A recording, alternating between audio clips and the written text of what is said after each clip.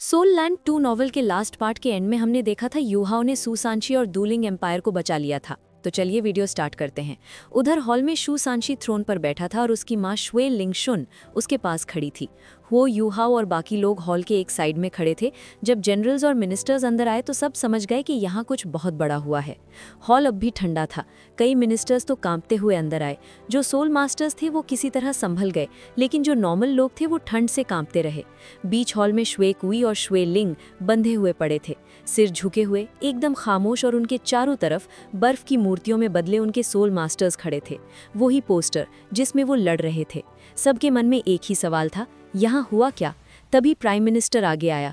एक घुटने पर बैठकर बोला, प्रिंस रीजेंट, ये श्वे कुई और श्वे लिंग यहाँ क्यों हैं? और ये आइस स्कल्पचर्स? शू सांशी ने शांत स्वर में पूछा, प्राइम मिनिस्टर, क्या आप जानते हैं ये लोग कौन हैं? प्राइम मिनिस्टर बोला, हाँ, ये ड्यूक श्वे लेंग और ड्यूक श्वे कुई हैं। शू सांशी ने सीधा सच रख दिया, ये आइस स्कल्पचर्स इन्हीं के लोग थे। इनमें 5 टाइटल्ड डूलुओ थे, और अगर बाहर सर्च कराओ तो एक मरा हुआ क्लास 9 सोल इंजीनियर भी मिलेगा। ये सुनते ही पूरा हॉल सन रह गया। Class 9 soul engineer? Shrek academy के अलावा ऐसे लोग सिर्फ सन मून एम्पायर के पास थे, यानी श्वे कुई और श्वे लेंग देशद्रोही थे। लेकिन श्वे लेंग चिल्ला उठा, झूठ! अगर क्लास 9 सोल इंजीनियर था तो वो तुम्हारे साथ क्यों नहीं था? इतने टाइटल्ड डूलुओं को तुम कैसे मार सकते हो? शू सांशी खड़ा हुआ, शांत लेकिन सख्त। उसने कहा, अगर सच जानना है तो सिर्फ एक नाम काफ़ी है। वो हुओ यूहाओ की तरफ बढ़ा। ये मेरा जूनियर ब्रदर है, हुओ यूहाओ। प्राइम मिनिस्टर का चेहरा बदल गया।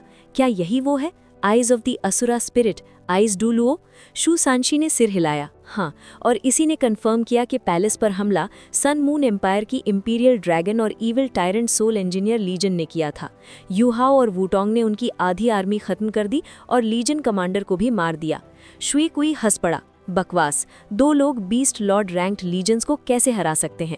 इस पर शू सांशी जोर से हंसा, तुम्हारी इग्नोरेंस का दोष हम नहीं। फिर उसने सबसे बड़ा बॉम्ब फोड़ा, मेरा जूनियर ब्रदर अल्टीमेट डूलुओ है। पूरा हॉल सन। अल्टीमेट डूलुओ? 20 साल का लड़का? ये तो मिथ जैसी बात थी। खुद हुओ यूहाओ भी शॉक में था। मैं अल्टीमेट डूलुओ कब बना? लेकिन शू सांशी रुका नहीं। उसने फैक्ट्स गिनाने शुरू किए। Zhongli Wu, ranked 98, transcendent Douluo, holy ghost church का लीडर, वो भी यूहाओ से हार गया। और ईविल सोल मास्टर्स हमेशा सेम रैंक वालों से ज़्यादा ताकतवर होते हैं। तो अगर यूहाओ ने उसे हराया तो इसका मतलब साफ था, अल्टीमेट डूलुओ। अब किसी के पास कोई जवाब नहीं था। जैसे ही मिनिस्टर्स और जनरल्स को यकीन होने लगा कि हुओ यूहाओ एक अल्टीमेट डूलुओ है, उनका नज़रिया उसी पल बदल गया। अब वो शू सांशी को सिर्फ प्रिंस रीजन नहीं, बल्कि अल्टीमेट डूलुओं के सहारे खड़े इंसान के रूप में देखने लगे। ये देखकर श्वे कुई और श्वे लेंग के चेहरे उतर गए। उनकी पूरी प्लानिंग इसी पल टूट चुकी थी। अब शू सांशी उनके सामने आया और ठंडे स्वर में बोला, सन मून एम्पायर की धमकी के बाद तुम दोनों कूप करने चले। एम्पायर में रॉयल ब्लड पहले ही कम है और तुम अपने फायदे के लिए सब कुछ खत्म करना चाहते थे। तुम दोनों को माफ नहीं किया जा सकता। प्राइम मिनिस्टर कुछ बोल पाता उससे पहले ही शू सांशी ने श्वे कुई और श्वे लिंग के सिर पर हाथ रख दिया। कुछ जनरल्स आगे बढ़े उन्हें रोकने के लिए, लेकिन उसी पल एक वाइट फ्लैश हुआ और अगले ही पल वो जनरल्स आइस स्कल्पचर्स बन चुके थे। किसी ने देखा तक नहीं कि हुओ यूहाओ ने ये कैसे किया। फिर 2 भारी आवाजें आईं। श्वे कुई और श्वे लिंग खून उगलते हुए जमीन पर गिर पड़े, मर चुके थे। शू सांशी ने शांति से अपने हाथ पूछे और फैसला सुनाया। ये कूप के दोषी थे, इसलिए डेथ सेंटेंस। लेकिन उनके एंसेस्टर्स की सर्विसेज देखते हुए उनके फैमिलीज को जिंदा छोड़ा जाएगा, हालांकि उन्हें कॉमनर बना दिया जाएगा। क्या किसी को आपत्ति है? कोई बोल ही नहीं पाया। अल्टीमेट डूलुओ पीछे खड़ा था, कौन विरोध करता? फिर शू सांशी ने कहा, एम्पायर को अभी स्टेबिलिटी चाहिए। जो लोग इनके साथ जुड़े थे उन्हें मौका दिया जाएगा अगर वो वफादार रहे। प्राइम मिनिस्टर, आप तय करें इनकी आर्मीज का कमांड किसे मिले। इसके बाद शू सांशी ने अपने सिर से पर्पल गोल्ड क्राउन उतारा और थ्रोन पर रख दिया। और फिर वो वर्ड्स आए जिन्होंने पूरे हॉल को हिला दिया, मैं प्रिंस रीजेंट का पद छोड़ता हूँ। आज के बाद शू सांशी का डूलिंग एम्पायर से कोई रिश्ता नहीं। पूरा हॉल सन रह गया। वो आगे बोला, मैं श्रेक एकेडमी और तांग सेक्ट का सदस्य हूँ। पॉलिटिक्स मेरे बस की बात नहीं। मैं एम्परर बनना कभी चाहता ही नहीं था। मेरी माँ यहीं रहेगी और वही तय करेंगी कौन अगला एम्परर बनेगा। अगर श्वे फैमिली को सत्ता में रखना है तो मेरी माँ पर्दे के पीछे शासन करेगी और भविष्य में मेरा बेटा श्वे सरनेम लेगा और यहीं पढ़ेगा। बस, गुड बाय। इतना कहकर शू सांशी ने जियांग नानन का हाथ पकड़ा और पैलेस से उड़ गया। उसके पीछे पीछे हुओ यूहाओ, तांग वूटोंग, ये गुई, नान क्यू क्यू, जी जुए चैन सब निकल गए। हॉल में सिर्फ सन्नाटा बचा। श्वे लिंगशुन थ्रोन पर बैठी और समझ गई ये सब पहले से प्लान किया गया था। शू सांशी थ्रोन छोड़ गया, लेकिन उसने एक वार्निंग छोड़ दी। श्वे फैमिली के पीछे अल्टीमेट डुलुओ खड़ा है। आसमान में उड़ते हुए शू सांशी खुलकर हंसा। कई दिनों बाद उसके चेहरे पर असली मुस्कान थी। जियांग नानन ने पूछा, सांशी क्या ये ठीक किया? शू सांशी मुस्कुराया, एम्परर बनकर क्या करता? मेरी दुनिया तुम हो, फैमिली है, दोस्त है। पावर से ज्यादा मजा तुम्हारे साथ घूमने में है। तभी उसने युहाओ से पूछा, बाकी लोगों का क्या हुआ? युहाओ बोला, मैंने सब पर सील लगा दी है। अगर उन्होंने मेरी माँ के खिलाफ कुछ भी सोचा तो वही मर जाएंगे। अब शू सांशी पूरी तरह निश्चिंत था। फिर युहाओ बोला, लेकिन सीनियर ब्रदर, आपने मुझे अल्टीमेट डुलुओ बना ही दिया। शू सांशी हंसा, अभी नहीं हो, लेकिन बहुत दूर भी नहीं हो। तुम और वुटोंग मिलकर लगभग अल्टीमेट डुलुओ हो ही चुके हो। अब अकेडमी और तांग सेक्ट दोनों तुम्हें छोड़ने वाले नहीं। हु युहाओ ने कड़वी मुस्कान के साथ कहा, थर्ड सीनियर, प्रेशर कितना पेनफुल होता है ये आप जानते हो। अब तो आपकी वजह से मैं अकेडमी लौटने से भी डर रहा हूँ। शू सैनशी ने आह भरी और बात बदल दी। शू सैनशी हंसते हुए बोला, प्रिंस रीजेंट बनकर मैं बस इस्तेमाल होता रहा। अब टैंक सेक्ट में रहना कहीं ज्यादा आरामदायक है। सनमून एम्पायर की बात पर उसने बताया, उनकी आर्मी गायब है, शायद हेवनली सोल एम्पायर में छुपी हुई। टारगेट सिर्फ 2 है, डूलिंग एम्पायर और स्टार लुओ एम्पायर। हुर युहाओ ने हंसते में कहा, अकेडमी जेनरस इसलिए हो गई क्योंकि हमारे पास ढेर सारे class 9 stationery soul cannon shells Shu. शू सांशी चौंक गया, तूने सनमून एम्पायर को लूट लिया क्या? युहाओ ने imperial dragon soul engineer legion की लूट की कहानी सुनाई। शू सांशी ने थम्स अप दिया। फिर युहाओ ने अपना प्लान बताया। वो फिलहाल टैंग सेक्ट वापस नहीं जाएगा। वो और टैंग वुटोंग सनमून एम्पायर में जाकर इंटेलिजेंस जुटाएंगे और उनकी आर्मी को डीले करने की कोशिश करेंगे। शू सांशी ने चेतावनी दी, सेफ रहना युहाओ। युहाओ गंभीर हो गया, होली घोस्ट चर्च भी मेरे पीछे है और दीतयान भी मुझे ऑब्जर्व कर रहा है। ये सुनकर शू सांशी कांप गया, अगर दीतयान आया तो जल्दी अलग हो जाना। इसी बीच ये गुई आई और नाराज होकर बोली, अल्टीमेट डुलुओ हुओ युहाओ, ड्यूअल करने की हिम्मत है? युहाओ ने सिंसियरली उसे थैंक्स कहा, लेकिन ये गुई और भड़क गई, तुम मुझे आउटसाइडर समझते हो? और बिना रुके वो आसमान की तरफ उड़ गई। युहाओ भी मजबूरी में पीछे गया। नीचे सब हैरान थे। टैंग वुटोंग मुस्कुरा रही थी, उसे सब समझ आ गया था। हवा में ये गुई ने बिना रहम किए हमला किया। Golden light, martial soul, true body, सब कुछ। युहाओ सिर्फ डिफेंड करता रहा। उसकी शर्ट फट गई, लेकिन ये गुई की सारी अटैक्स बेअसर रहीं। लड़ाई के बाद ये गुई पूरी तरह एग्जॉस्टेड थी। युहाओ बस कपड़े बदलने लायक थका था। ये गुई का गुस्सा उतर चुका था, लेकिन वो चुप रही। 1 घंटे बाद सब अलग हो गए। युहाओ और वुटोंग हेवनली सोल एम्पायर की तरफ बढ़ गए। दूर से एम्पायर दिखा, लेकिन युहाओ का चेहरा उदास हो गया। हेवनली सोल एम्पायर खत्म हो चुका था। सनमून एम्पायर ने आधा कॉन्टिनेंट कब्जे में ले लिया था। ये सोचकर हुओ युहाओ का मन थोड़ा भटक गया। अगर सब कुछ पहले से तय है तो वो ये सब कर ही क्यों रहा है? टेक्नोलॉजी आगे बढ़ेगी, कॉन्टिनेंट इवेंचुअली यूनिफाई होगा, ये नेचुरल प्रोसेस है। फ्यूचर चाहे जैसा भी हो, वो अपना बेस्ट देगा, एम्पायर को बचाने की पूरी कोशिश करेगा। पर ये सब सोचते सोचते युहाओ खुद अंदर से टूटने लगा। हेवनली सोल एम्पायर की सीमा में घुसते ही एरियल सर्वेलेंस सोल टूल्स दिखाई दिए। सन मून एम्पायर टेक्नोलॉजी पर कभी ढील नहीं देता, लेकिन युहाओ की कंसीलमेंट इन टूल से कहीं आगे थी। कोई ट्रेस नहीं मिला। वो वुटोंग को लेकर सिटीज में घूमता रहा, इन्फॉर्मेशन गैदर करता, लोकल फूड खाता, लेकिन डायरेक्शन क्लियर थी। डूलिंग बॉर्डर के पास कोई ट्रूप मूवमेंट नहीं, मतलब टारगेट डूलिंग नहीं। तो फिर स्टार लुओ एम्पायर? ये सोच युहाओ को टेंस कर गई। जूजी व्हाइट टाइगर ड्यूक से नफरत करती थी। स्टार लुओ एम्पायर अब अकेला था। Perfect timing. युहाओ ने डायरेक्शन बदली। पहले हेवनडू सिटी। अगर स्टार लुओ पर अटैक हुआ तो उसे इंटरवीन करना ही पड़ेगा। सिटी पहले जैसा ही लग रहा था, रीबिल्ड, प्रॉस्पेरस, बस्लिंग, वॉर के निशान जैसे कभी थे ही नहीं। सिविलियंस खुश थे। किसे रूल कर रहा है ये उनके लिए मायने नहीं रखता। युहाओ ने मन ही मन आह भरी। पैलेस नजर आने लगा। यही बेस्ट जगह थी इंटेलिजेंस पाने की। स्पिरिचुअल डिटेक्शन फैल चुकी थी। आधी सिटी कवर। ट्रूप्स कम थे, डिफेंस रिलैक्स था। सन मून एम्पायर शायद भूल चुका था कि युहाओ क्या कर सकता है। एक पल के लिए उसने सोचा, फिर से अकेले हैवक मचाऊं, लेकिन रियलिटी अलग थी।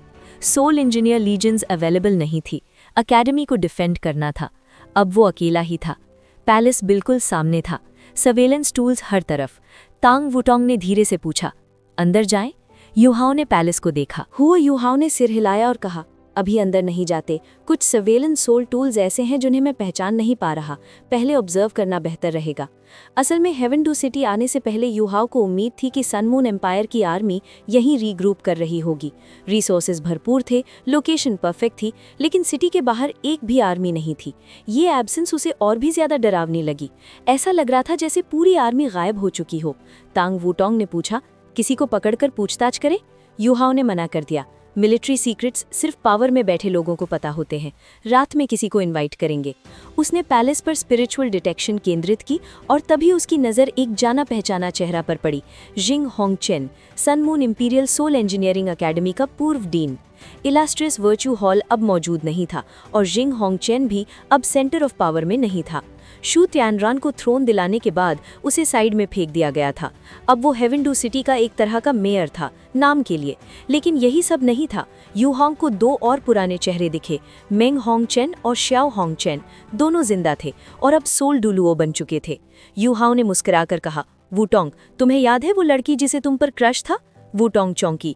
मेंग होंगचेन, मैंने सोचा था वो मर गई। युहाओ ने बताया, नहीं, दोनों पैलेस में हैं और काफी स्ट्रांग भी। वूटोंग ने अजीब सा चेहरा बनाया। एनिमीज हैं, पर तुम एक्साइटेड लग रहे हो। युहाओ मुस्कुराया, किल नहीं करेंगे, बस मिलने जाएंगे। जिंग होंगचेन से इन्फो चाहिए। रात होते ही युहाओ और वूटोंग अंधेरे में पैलेस में दाखिल हो गए। स्पिरिचुअल डिटेक्शन और इमिटेशन परफेक्ट सिंक में थी। बॉडी टेम्परेचर, स्पेशल ट्रेसेस, सब erase oscillation, thermal, spiritual detectors, सब बेकार। युहाओ की कंसीलमेंट इन सब से कहीं आगे थी। पैलेस में ऐसे चले जैसे अपने घर में। हेवन डू सिटी का पैलेस पुराना, सिंपल लेकिन डिग्निफाइड था। सन मून एम्पायर ने इसे रिफर्बिश तक नहीं किया था। युहाओ को तांग सेक्ट की याद आई। यही सिटी तांग सेक्ट की जन्मभूमि थी। वो कोर्टयार्ड उसे वापस लेना ही था। स्पिरिचुअल डिटेक्शन के गाइडेंस में वो सीधे एक हॉल तक पहुंचे। अंदर जिंग होंगचेन वाइन पी रहा था। उसका ऑरा पहले जैसा नहीं था। कल्टीवेशन गिर चुकी थी, कॉन्फिडेंस भी। मेंग होंगचेन ने उसे टोका, ग्रैंडपा कम पिया करो। जिंग होंगचेन बिटर हंसी हंसा। शू त्यानरान ने मुझे इस्तेमाल करके फेंक दिया। इलास्ट्रियस वर्च्यू हॉल की रीबिल्डिंग से भी बाहर कर दिया। अब मेरे पास पीने के अलावा क्या है? श्याओ होंगचेन गुस्से में था। उसने आपको धोखा दिया। जिंग होंगचेन ने आह भरी, मैं वर्शिप हॉल नहीं जा सका। इलास्ट्रियस वर्च्यू हॉल मेरे हाथों नष्ट हुआ। मेरे पास फेस नहीं था। फिर उसने दोनों से कहा, मेरे पास अब पोटेंशियल नहीं है, लेकिन तुम दोनों हो। टाइटल डुलुओ बनो, वर्शिप हॉल जाओ, इलास्ट्रियस वर्च्यू हॉल वापस लो। यही होंगचेन फैमिली का रिवाइवल होगा। श्याओ होंगचेन ने मुट्ठी भींच ली। हम जरूर करेंगे। और बाहर अंधेरे में खड़े हुओ युहाओ और तांग वूटोंग सब कुछ सुन चुके थे। जिंग होंगचेन ने गहरी सांस लेते हुए शियाओ होंगचेन से कहा, तू गलत दौर में पैदा हुआ है। अगर ये श्रेक अकेडमी वाला एरा ना होता तो तू किसी भी जमाने में टॉप पर होता। लेकिन इस युग में श्रेक अकेडमी के मॉन्स्टर्स ने तेरी ग्रोथ दबा दी। कल्टीवेशन बढ़ाने के चक्कर में तूने अपनी पोटेंशियल को जबरदस्ती खींचा, साइड इफेक्ट्स झेले, वरना आज तू कब का टाइटल डुलुओ बन चुका होता। शियाओ होंगचेन का पास्ट उसे खुद चुभ रहा था। टूर्नामेंट में खुद को जबरन सोल सेज बनाया, फिर बुरी तरह हारा, लगभग मर ही गया। 5 साल रिकवरी में गए। आज सोल डुलुओ बना, जबकि उसकी बहन मेंग होंगचेन रैंक 87 तक पहुंच चुकी थी। गुस्से में शियाओ होंगचेन ने शराब पी और दहाड़ा, सब श्रेक की गलती है। अगर मैं इलास्ट्रियस वर्च्यू हॉल पर काबू पा लूं तो श्रेक अकेडमी को मिटा दूंगा। हो युहाओ को अपनी आंखों से उसका अंत दिखाऊंगा। चुप! जिंग होंगचेन भड़क उठा। श्रेक अकेडमी को नष्ट करना? अपनी लिमिट्स जान। ऐसी सोच फिर आई तो पूरा होंगचेन फैमिली खत्म हो जाएगा। शियाओ होंगचेन चिल्लाया, आपने ही तो सिखाया था बड़ा सोचने को। उसी पल एक ठंडी आवाज गूंजी, तुम अपनी लिमिट्स नहीं जानते। तीनों चौंक गए। अंधेरे से 2 फिगर्स सामने आए, हुओ युहाओ और तांग वूटोंग। शियाओ होंगचेन का गुस्सा फट पड़ा। वो झपटने ही वाला था, लेकिन जिंग होंगचेन ने उसे रोक लिया। मेंग होंगचेन स्तब्ध थी। उसकी नज़र तांग वूटोंग पर टिक गई। पहला क्रश, पुराना दर्द। अब तुम्हें क्या कहूँ? उसने धीरे से पूछा। तांग वूटोंग, उसने शांत स्वर में कहा। शियाओ होंगचेन फिर गरजा, छोड़िए मुझे। लेकिन जिंग होंगचेन ने उसे थप्पड़ मार दिया। उसका ऑरा अचानक फट पड़ा। पुराना दबदबा लौट आया, लेकिन उसकी प्रेशर हो युहाओ से 10 मीटर पहले ही गायब हो गई। जिंग होंगचेन सन्न रह गया। उसने तुरंत कहा, तुम दोनों अभी निकलो, रेडिएंट सिटी वापस जाओ। वो समझ चुका था ये लड़ाई नहीं जीती जा सकती। लेकिन शियाओ होंगचेन नहीं माना। मेंग होंगचेन भी आगे आ गई। दोनों ने अपने मार्शल सोल्स अनवीश कर दिए। तभी हुओ युहाओ हंसा। हॉल मास्टर होंगचेन, अगर मैं कहूं कि हम यहाँ किसी को मारने नहीं आए तो यकीन करोगे? जिंग होंगचेन ने ठंडी नज़र से पूछा, तो फिर क्या चाहते हो? हुओ युहाओ ने शांति से कहा, पुरानी बातें अभी भी याद आती हैं। हम कभी एनिमीज नहीं थे, बस ओपोनेंट्स थे। शियाओ होंगचेन, मेंग होंगचेन, तुम दोनों ने मुझे मजबूत बनाया, उसके लिए धन्यवाद। शियाओ होंगचेन की आंखें लाल हो गई। तो मैं सिर्फ स्टेपिंग स्टोन था? नहीं, युहाओ ने सिर हिलाया। अगर तुमने खुद को तबाह ना किया होता तो आज भी हम बराबरी से लड़ते। यही अफसोस है।